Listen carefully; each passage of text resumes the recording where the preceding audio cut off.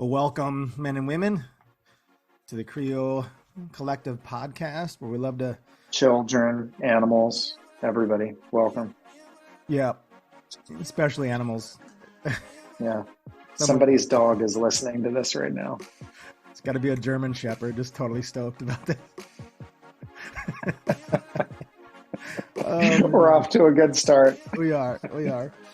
I'm so ready to create like all these amazing things with canines.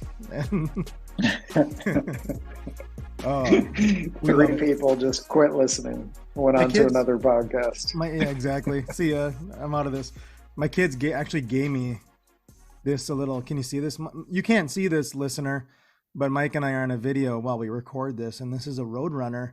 And I found this on my desk today, and I'm like, oh, cool. My kids gave me a Roadrunner. So animals are a part of this podcast now.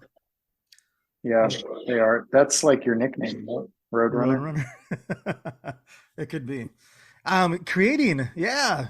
I'm so excited. Animals, kiddos, men and women from near and far. We are so happy that you clicked. We're super, super grateful because we know you could listen to a lot of stuff, and we're trying to keep things really, really simple about the one and others, right, Mike? Just walking through each one of these New Testament commands to take care of each other and actually be the brothers and sisters that we're called to be, right, Mike? Kind of getting after that.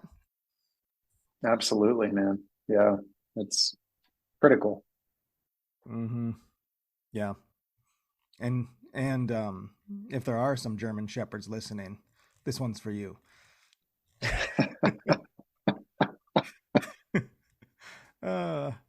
So I'm jumping in because we can't really beat this intro. This has been an amazing intro so far. But Mike, it's either it's our best or our worst. I think. I think it's our best. I think the difference between our best and our worst is like not that much of a difference. Right. We've had way worse. I'm excited because I'm talking from a blizzard snowstorm where we're getting about 10 inches of snow right now, bro. And you're talking from your microphone where you're getting 72-degree sunny weather, damn it. And I'm jealous. Yeah, it's unusual. Like might be a high for February 23rd in Pennsylvania, 72-degree high. And then tomorrow's going to be 38 or something. So I don't understand. Yeah, it's no fair. First of all, you guys get all the great sports teams. Now you get all the great weather. This friendship is over. Just don't cheer for the Sixers because every time you jump on our bandwagon, we lose a championship.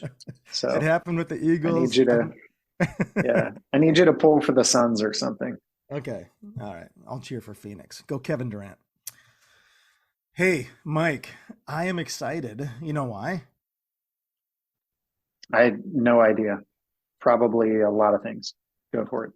No, because I'm with my best brother. Like this is the highlight of my week. I get to hang with my best bro. You do. And so do I. And let's not talk about kissing.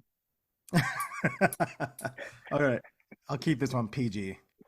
Only hugs. Right. Hugs and handshakes. But no side hugs. Those are weird. That's a strange like churchy invention of the side hug. Yeah. I say either fist bump or like give an actual hug. Yeah. Let's eliminate the side hug. Yeah. What was that side hugs deal? Did that come about because people are afraid of like touching the front of each other? Is that the deal? I forget where that came from. I don't want to think too hard about it. I think it's weird, man. Yeah. Just think about a German Shepherd, man. Those dogs like hug you from any direction, lick your face. We just need to have the heart of a German Shepherd. For all my German Shepherds listening. You ever seen the videos of like humans acting like dogs or cats? They're pretty funny. Pretty funny YouTube videos. Oh, okay. I gotta look them up. I'm sure my kids would love them. Hey, Speaking of loving each other, we're going through these one another's, and today's is quite interesting. It's in 1 Corinthians 11, and it has to do with when you're gathered together, that there could be like weird, awkward, like when you're with a mixed group of people, there's always like the cliques, the divisions. Hey, these are the three or four people that I connect with, and forget the others, or just awkward like factions, divisions, and then revolving around the Lord's Supper. But before we get too deep into that, Mike, it's our custom, one of our fun customs that I love. I need a fun story from your week. Any kind of story that kind of sets this up. Like no divisions, just people loving each other, welcoming each other, opening up our hearts together. I need a fun story that kind of, can you get something that encapsulates this? Yeah, it's honestly this week's been one of those weeks, Jeff. We like have sickness going through our house. Oh So man, yeah, the fun story this week is I've been playing a lot of video games. yeah, yeah. Just enjoying time with my son. He's got this barky asthma cough. We've been keeping him out of school a bit, and I took him to take some of his credits for GameStop to grab a steering wheel for his racing game. Nice. So we just kind of been spending a little time hanging out as a family. Had a nice pasta dinner. Yeah, He tested out his new steering wheel, and we're rocking and rolling. perfect. Who can dominate who on the racing game? Mikey's really good at racing games. I'm better at the sports games. Right, right. And but Mike, he's like super into cars, YouTube videos of cars. Like he yeah, every tail light he can tell you what it yeah. is from half mile away. That's great. That's great. Hope he feels better soon, man. Is he getting better at all, or is he still kind of in the weeds, or? Yeah, he went back to school today. So, Okay. everybody else has been active lately. Elise, was at tumbling last night. So Yeah. we're Yeah. we're still moving. I've been gathering with lots of other people this week outside of the home, but Mm-hmm. it's been kind of in our house, just a Yeah. lot of coughing and Yeah. cough drops. Yeah. You're really good, bro, at what we're talking about is welcoming people from the heart, like not only with your sick kiddo and just making sure he doesn't feel alone and isolated and taking him to GameStop and all that, but also you showed me a picture a few minutes ago of you having breakfast with people across your city and just dreaming and scheming for the kingdom. And I'm like, oh, that's so Mike Gerald. Grab some food, grab some friends. Let's just be together. I love it. Yeah, it's kind of taken off, man. We started pulling people together who are doing a variety of really good works of compassion, living like Jesus. And I just invited them all to breakfast, a month ago, a couple months ago, and we had a super good time. And so you got people working with Safe Families for Kids, or working with the homeless population, running a women's shelter, working with migrant workers, bunch of different churches, cosmetology school, brewery, all these people coming together. And just we spent the morning today talking about Jesus. We spent the morning talking about what does it look like, not just to align our thinking, but our behaviors Mm, around Jesus. yeah, it's good. And so for the brewery, it means like we leave ridiculous tips and pay for other people's tables and things like that. And for the cosmetology school, they're wanting to partner up and cut hair for people that need free haircuts. And Mm-hmm. it's like everyone's sort of coming together, going, what does it look like, Mm, both in the way we think and our heart motivation, but also in our actions? How do we live this out? And then your win is my win because we're part of the same spiritual family. So how do we celebrate each other and understand that it's not that a church has a mission, it's that the mission has churches and pubs mm-hmm. and cafes and Mm-hmm. all sorts of things. So Yeah. yeah, it's been cool to kind of collaborate, bro. Mm-hmm. That's perfect. I love it. And my not that story is amazing about the people around the table. I have a similar kind of experience this week, where we were just hanging out as a family with some extended family, some friends around the table, and we kind of setting up this passage, 1 Corinthians 11, I believe it's 33, when he gets in the Lord's Supper. We were hanging around a table, and one of my friends who's gluten free came to me before the Lord's Supper, actually. And my wife had this amazing homemade bread and some of the honey mead that we brew together as a micro church. And we were about to do the Lord's Supper, and I looked at this gluten free friend of mine. I'm like, wait a minute, you probably can't do this bread because yeah, it just affects her. It's not just a choice, but it affects her health. And so just the scene was kind of like in the middle of the chaos, and all the group, they're hanging around the kitchen. We're about to pray and kind of kick in. There's some sharing time, and we're like freaking out, like, what do we do? And so we got some almond crackers out, and helped her get this little few almond crackers that were obviously gluten free, and so she could be a part of that. And as I was reading this passage, I'm like, oh, that's really cool. Did you buy those crackers with her in mind? I wish we could say we did, but I Because I did. don't randomly have almond crackers sitting Yeah, around. I should yeah, probably like stock my cabinets appropriately, yes. thinking of Oh who my yeah, audience is. yeah, yeah. There's great. I mean, almond cracker. What else? There's some other like varieties of gluten free crackers, but no, but I did the Whole 30 like way back in the day, and I had some almond crackers and gluten free snacks just so I could have that, kind of that whatever that cracker. Um, when you crave a certain food, and I'm like, oh yeah, I have these crackers I could dip in my aioli, whatever it is, during the Whole 30, which was horrible. Much rather have like a breadstick dipped in marinara sauce, but yeah. But anyways, had these crackers, and she just felt loved and cared for. Like, oh, they do want me to be a part of this, and I don't just, whatever, don't want to sit on the outside. I'm actually a part of this now. So that was kind of fun. I love it, man. Yeah. Yeah, I had a friend of mine. I feel like a lot of people in Latino, Hispanic community know how to fiesta, man. They know how to party. And I feel like we can learn from different people, different cultures, because they reflect the image of God in very unique and beautiful ways. Hmm. This guy taught me, he's like, Mike, hospitality is about thinking about your guests. Hmm. And so oftentimes we will go, hey, let's invite people over and I'm going to prepare a dish that I like, right? Which is easy to do because there's a lot of food that I love and I'm excited to share what I love and I want to make the stuff I want to eat. But good hospitality is thinking about what your guest would like. Hmm. And so I think, if you're a craft beer person and the person you're inviting over is a Bud Light person, hospitality means that you go buy a 6 pack of Bud Light, Hmm. knowing that that's what your visitors are going to appreciate. Hmm.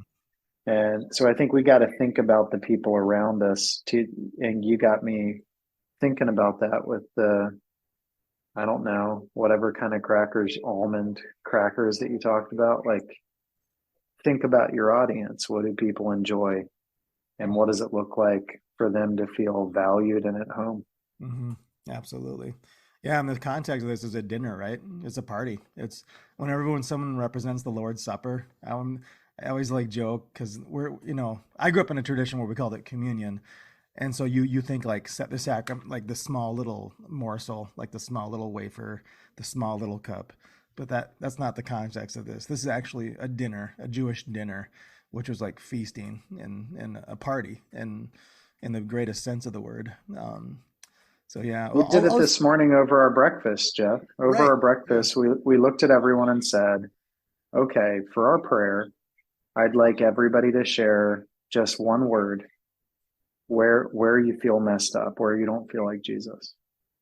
mm, And people are sharing, confessing where they don't look like Jesus, just a word or a quick mm, phrase. mm, And then we finish with, isn't it great that Jesus picked up the tab? mm, Take your coffee, take your wine, take your water, take your orange juice, right? Grab mm, your your toast. And right now, let's just look to somebody else who declares us free and loved and holy. And that's beautiful, man. That's a table moment that people are just like, what just happened? We came for breakfast and Got weird. there was this deep moment of bonding and Yes. something's going on here, man. Yeah. Yeah. That's a great story because it takes the person that kind of brings the awkwardness level up a little bit because those aren't normal conversations, of course. And so if you're listening and like wondering, like, again, we're talking about the Lord's Supper in a bit here, but how do we do this? Like someone's got to be the one to pipe up a little bit and ask the question, and get people's minds, kind of turn towards the gospel, turn towards Jesus. And so I love how you did that, brother. I'll read it here quick. This is a real simple passage in 1 Corinthians 11. It's, again, the context is the greater chapter, but just for the sake of time. So when you come together, brothers, when you come together to eat the Lord's Supper, wait for one another.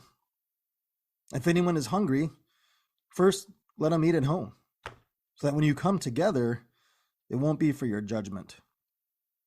So again, in the context, verse 18, earlier in the chapter, when you come together, there's divisions, there's factions among you.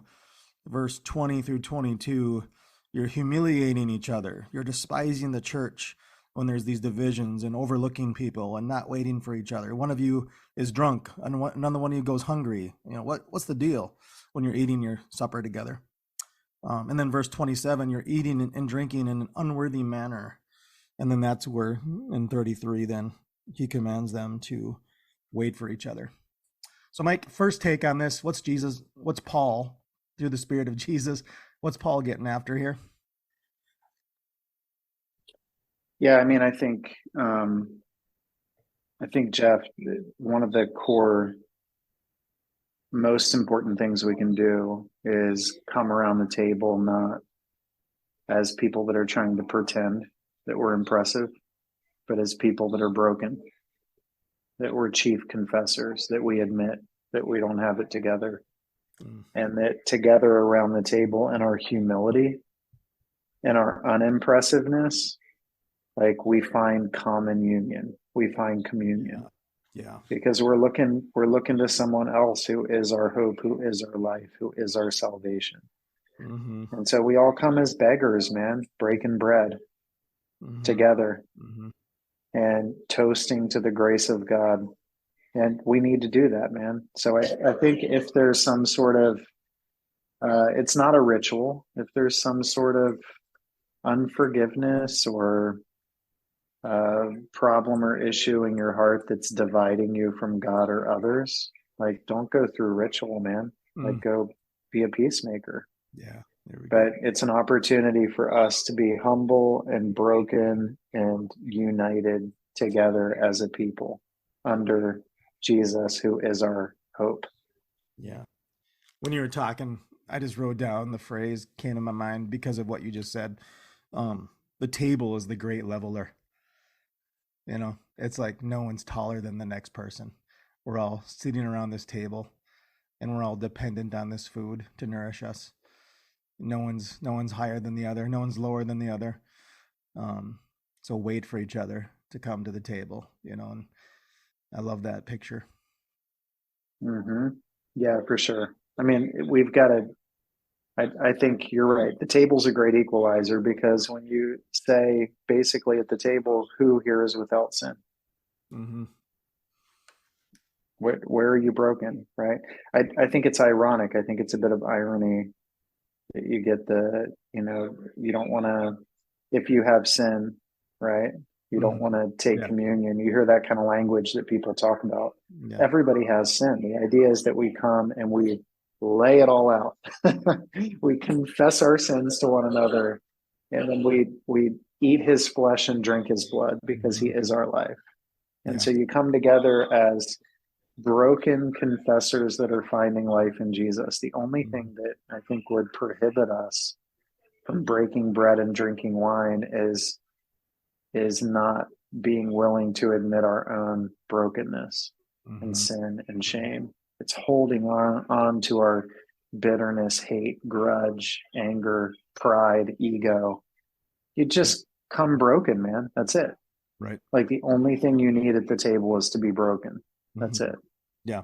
Just come and be broken, and Right. then break his body. Yep. Exactly.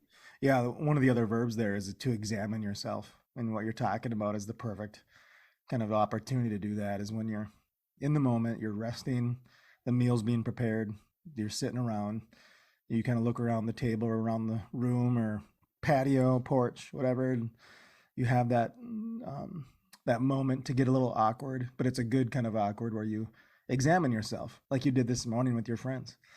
Um, and if you don't have that moment to examine yourself, that'd be eating and drinking in an unworthy manner, like because you're not reflecting on your dependence and your need for that common grace, just like everyone else. And so I think I don't, in my estimation, I don't know it's so much of like I don't know, waiting for one another, right? The command to wait for one another. I think it's not such just a physical space. I'm waiting for Mike to come to the table with me. Um, but it's like allowing people to enter into that with you without any division or faction, and you're all connecting on that deeper, more awkward, which I consider the best kind of level of intimacy. You're sharing your dependency. You're sharing, you know, where we blown it. You're sharing your need for grace. You're sharing um, the common hope we have in Jesus, and then you reflect on that as you drink and as you eat. When it happens, when the Lord's Supper truly happens like that, it's a magical moment, right? Yeah, and people, I think the waiting thing picks up on people aren't going to open up about their own deficiencies and you know issues and struggles if you're in a hurry. Mm-hmm.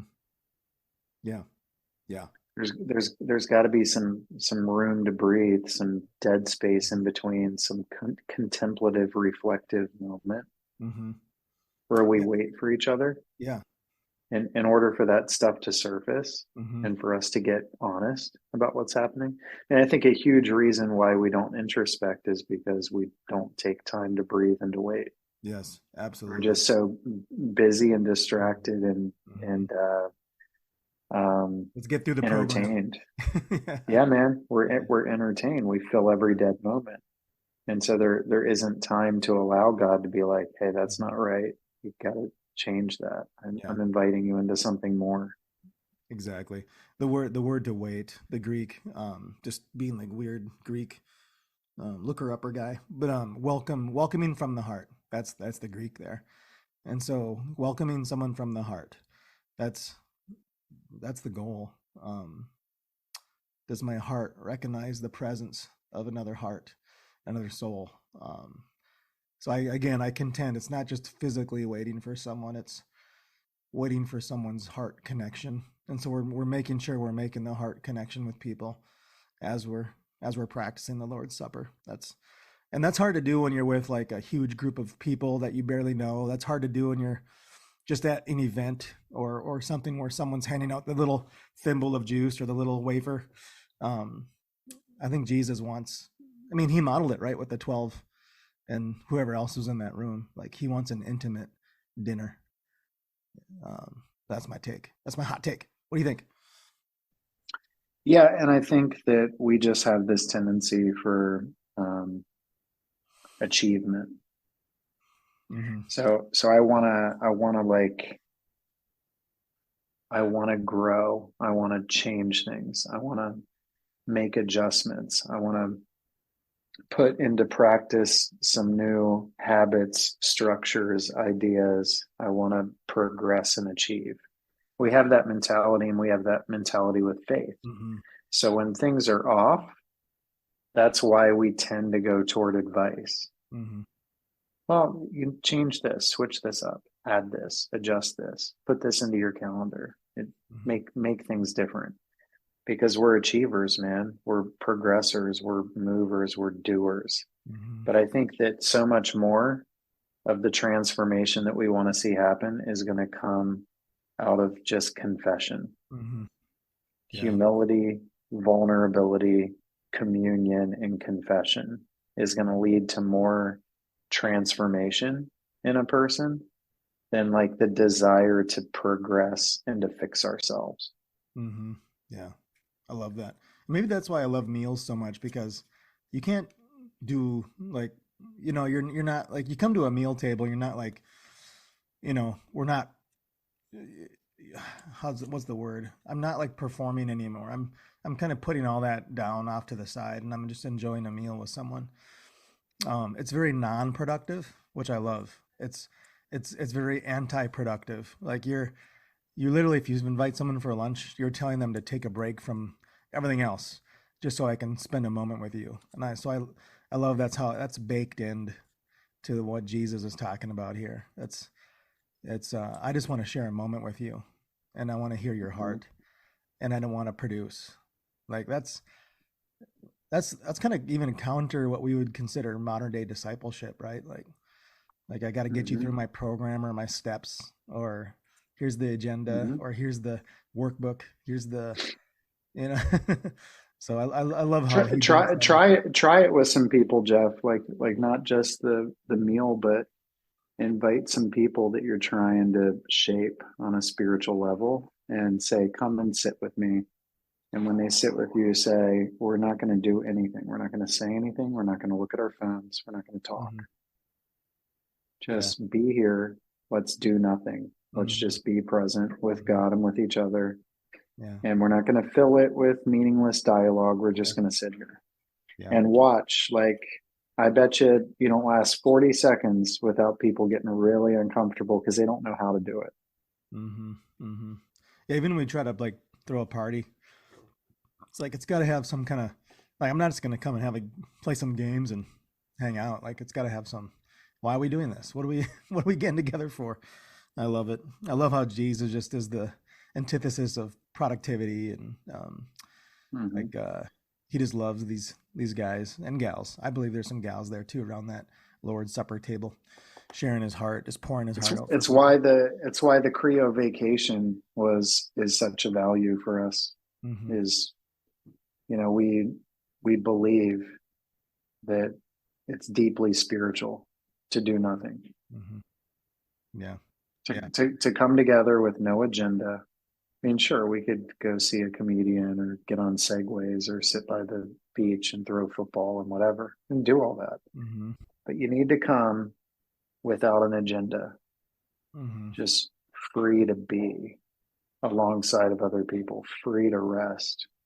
Yep. And playfulness and good dialogue and all that can flow naturally out of that.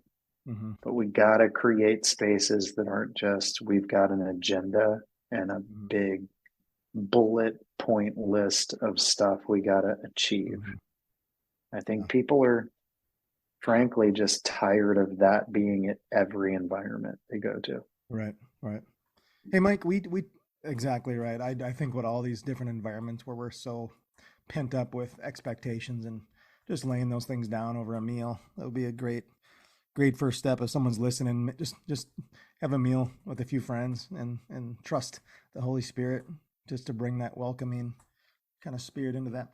Hey, Mike, we always talk about, as we finish up here, the antithesis of we mentioned a little bit of that, like maybe the productivity of being too focused on taskmasters, and making sure we have a list of agenda items. Are there anything else? Is there anything else in your mind, Mike, about the antithesis of welcoming from the heart, waiting for each other as we sit down for a meal, especially as we're gathered for as a body of Christ, whether it's a micro church, missional community, small group, large group?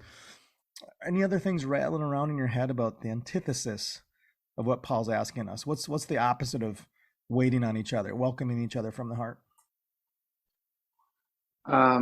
I think maybe morality, like a desire to be Mm, good and to show other people that we're good. yeah.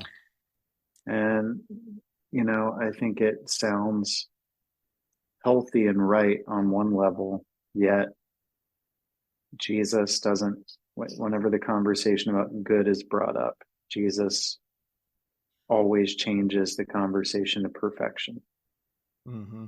right? Like you must be perfect, not good. You must be perfect as your heavenly Father is perfect. Hmm. Go. never sin again. Be holy as I am holy. If you've ever lusted, you're an adulterer. If you Mhm. ever had hate, you're a murderer. Mhm. Like Jesus elevates it to this level that I think when we come into environments with a mindset of morality, I think Jesus always levels the playing field. You cannot be moral enough. Mhm. You must be perfect. And you are not. And because you are not, and nobody at this table is perfect. Mhm. The only one at the table that's perfect is Jesus. And the Yeah. one who knew no sin became sin. Mhm. Okay. So we're not going to sit here and pretend that we got it together. We're not going to focus on our morality. Mhm. We're going to admit our brokenness. Yeah. And admitting our brokenness bonds us. But I think maybe the opposite of brokenness and humility and sitting around a table as beggars is morality and an obsession with morality and with doing the right things Yeah. and talking about that kind of stuff, which oftentimes leads to talking about the people that aren't doing the right things Mhm. Mhm. and kind of a pride and a judgment and an ego. And I think morality is probably the antithesis, or an obsession with morality or moral achievement is probably the opposite of what we're talking about here. Yeah. Yeah. Our own morality is really the opposite of the gospel, of course. Our self righteousness. That kind of stuff needs to be rooted out. I think about even when you're in a group around a meal, or and the conversation continues past the meal when you're raising your glasses and you're just sitting around the living room or the patio. And last week we had an amazing discussion with spiritual gifts with each other, and people started like peppering each other with like these encouraging statements about like, oh, Larissa, you have such a heart for you're a tenacious like worshiper, follower of Jesus. You have this just this determination to know Jesus more, and I love that about you. And we just went around the circle, and so that when I hear like in First Corinthians 11, the next chapter, I think it's 12, that's on spiritual gifts. But I think one of the antitheses of this whole welcoming each other factor, and the leveling of the table or the leveling of the living room when we're all on the same level together, is not honoring each other's giftedness, and not expecting that giftedness to be shared, because I need these people in my life to bring these things to my attention, and I need their gifts to shine, because then we are a better body, we're a better family when everyone's using their gifts, and we're expressing the kingdom in a more fuller ways because people's gifts and skills and abilities are being used. So I think about maybe that maybe goes back to your morality when one or two of you are the only gifted people that get to speak or teach or lead or direct the mission. When there's only one or two of you doing that, that to me I think really kills the spirit of this text as well, because then there is a difference between those two people and the rest of you or whatever. Does that make sense at all? Mm-hmm. Yeah. Yeah, man. I love your heart, bro. I love the environment you create because you regularly talk about your own stupid things you did or said or whatever very openly. And I think it causes people to feel comfortable, safe, Mm-hmm. Wait a minute, are you saying on it, honest. you just call me stupid? I mean, I agree with you. I only hang out with other stupid people, uh, as I am too. yeah, I I've only mean, had to have you call. we all do stupid things, man. Yeah, We do. yeah. And I love our relationship because we both have called each other out in our stupidity several times. So Man, we are each other's we need great that. levelers. Heck uh, yeah, man. hey Mike, just so we can communicate this out. Speaking of a table and a meal and nourishment, like there's a lot of things for people to take in, and we want to make sure people are welcome to sit at the Creo table to get nourished. And every week I put it on you. Is this your week? Do you want to tell people how to sit at the Creo table? Let me just tell them about a few things coming up. Yeah, One, do that. if Yeah. if you want to hang, there's some people. It's like a collaboration event with Missio New England and Creo Collective and 100 Movements up in Middleton, Massachusetts, Yes. coming up next month. Boston. So one day you want to hang with us there. Awesome. Get connected. We also have Did you say a March 2 day. 25th, by the way? Did you say March 25th? I said in March, so I can count on you for the dates. March Thank you. 25 in Boston. Let's March go. 25. Then we got in our next 2 day is in Knoxville, Tennessee. Mhm. With the amazing Aaron Loy and the gang. Aaron's going to host us. They always do a phenomenal job hosting a plus event. So make sure you get a crew of people, maybe a team, and come hang with us in Knoxville. If there's one guy that can lord over me, and I don't care if he's way more gifted than I am, and he's just like, if there's one person that's like a self-righteous Pharisee amongst us, it's Aaron. No, he's not self-righteous. That is so untrue. That dude, I just hope is he's so listening humble. to this. Man, he literally gives everything away. He's Super amazing. humble. He's amazing. Great guy.